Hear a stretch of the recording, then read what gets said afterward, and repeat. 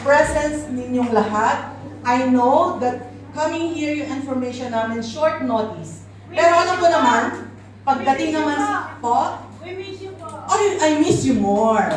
I miss you more. Yun po yung isang reason kung bakit kami nagpunta rito. Usually, di ba, end of the year na, bakit pa merong event? Di ba? Kasi naisip namin sa Pilipinas, pagdating ng 2024, yung pangako namin na matagal na dito sa Hong Kong, na monthly magkakaroon tayo ng activity, gagawin natin siya. Yay! So, ang purpose, bakit kami nandito ngayon? Abay, parang gisihin namin kayong lahat. Alam namin maraming natutulog ng mga distributors dito sa Hong Kong. Tama! Diba? Nakakamiss yung mga panahon na yung mga distributors natin maraming dalang paper bag sa Central. Diba? At ang plano ni Doc Ed po, hindi lang tayo sa Central.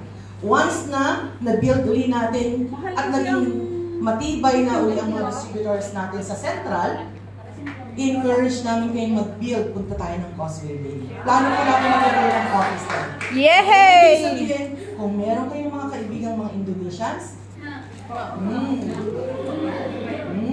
isipin ninyo, ilang milyon ng Indonesians, George? Gano'ng karami? Sabi kasi ni Doc Ed sa akin, si Doc Ed po kasi yung magaling sa ganyan eh. Sabi niya, kung gano'ng karaming Pilipino sa Hong Kong, gano'n din kadami ang mga Indonesians. Yes! Bakit hindi natin sila kayanin dito? Tama? Yes. Oh, bago po ako magpatuloy, sinong may Philippine number dito? Sinong naka-download na ng Vivo dito? Hindi ma-download. Okay. So habang nakipag-chismisan ako sa inyo, kung may paraan kayo na makapag-download ng Vivo,